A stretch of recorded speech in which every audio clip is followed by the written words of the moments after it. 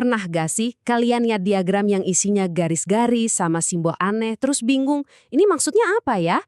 Hari ini kita bakal bongkar tuntas bahasa rahasia dari dunia kelistrikan. Tapi sebelum kita mulai, ini penting banget buat dipahami. Ini bukan sekedar pengetahuan teknis biasa. Paham bahasa ini, itu soal keselamatan yang super serius. Ini bukan peringatan biasa loh. Di dunia listrik, salah menafsirkan satu simbol aja, itu bisa jadi pembeda antara kondisi aman dan bahaya besar. Poin utamanya tuh ini. Setiap simbol punya arti yang presisi dan penting banget. Tapi, tenang, di balik semua kerumitan ini sebenarnya ada sistemnya. Sebuah bahasa visual yang memang dirancang supaya jelas dan bisa dimengerti semua orang. Anggap aja ini kayak bahasa universal. Sama seperti not balok yang bisa dibaca musisi dimanapun, simbol-simbol ini memungkinkan insinyur dan teknisi di seluruh dunia buat ngobrolin desain sirkuit yang rumit dengan super jelas tanpa perlu ngomong sepatah kata pun. Oke, kita kasih nama resminya ya. Setiap ikon ini namanya simbol skematik. Inilah alfabet dasar dari bahasa baru kita. Tiap simbol itu mewakili satu komponen di dunia nyata, entah itu baterai, lampu, atau saklar. Baik, sekarang waktunya kita belajar beberapa kata yang paling sering dipakai dalam kosakata kelistrikan ini. Setiap sirkuit itu, ya mulainya pasti dari sumber energi. Tanpa itu, nggak ada yang gerak, nggak ada yang nyala.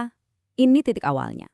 Nah, sumber daya itu ada dua jenis utama. Yang pertama, baterai. Ini mewakili arus searah atau DC.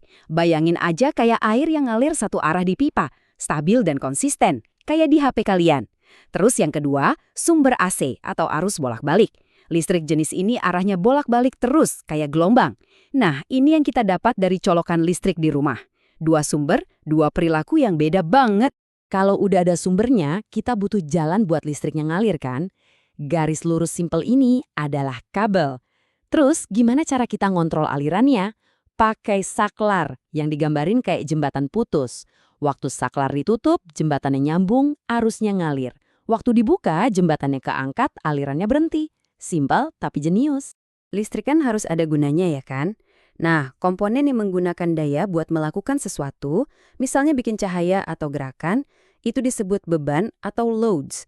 Di sini ada 3 contoh klasik. Simbol lampu ya jelas buat cahaya.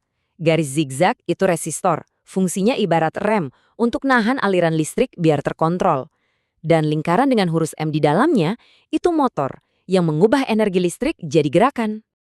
Sirkuit yang bagus itu bukan cuma yang berfungsi, tapi juga harus aman. Nah, komponen-komponen ini nih pahlawan tanpa tanda jasanya dunia elektronik. Yang kiri itu sekring atau fuse. Anggap aja dia ini bodyguardnya sirkuit. Kalau ada arus terlalu besar yang maksa masuk, sekring bakal mengorbankan diri, putus, demi melindungi komponen lain. Nah, yang kanan itu simbol ground. Ini jalur darurat buat listrik, ngasih jalan aman ke tanah kalau ada korsleting, jadi kita nggak kesetrum. Oke, alfabetnya udah kita kuasai. Sekarang, ayo kita lihat gimana simbol-simbol ini dirangkai jadi satu kalimat listrik yang utuh. Nah, ini dia nih momennya. Semua potongan puzzle tadi bakal kita satuin. Gimana caranya kita naik level dari cuma kenal simbol sampai bisa baca keseluruhan diagramnya. Dan inilah dia. Satu kalimat listrik yang lengkap. Coba kita ikutin alurnya ya. Arus ngalir dari baterai, lewat saklar, terus ngelewatin resistor yang ngatur arusnya, dan akhirnya nyalain lampu sebelum balik lagi ke baterai. Rumus yang kalian lihat, V sampai dengan IR, itu hukum Ohm, aturan dasar yang mengatur hubungan tegangan, arus, dan hambatan di sirkuit ini. Semuanya nyambung jadi satu sistem yang berfungsi. Terus, kenapa sih penting banget semua orang pakai simbol yang sama? Jawabannya ada di kekuatan standar universal.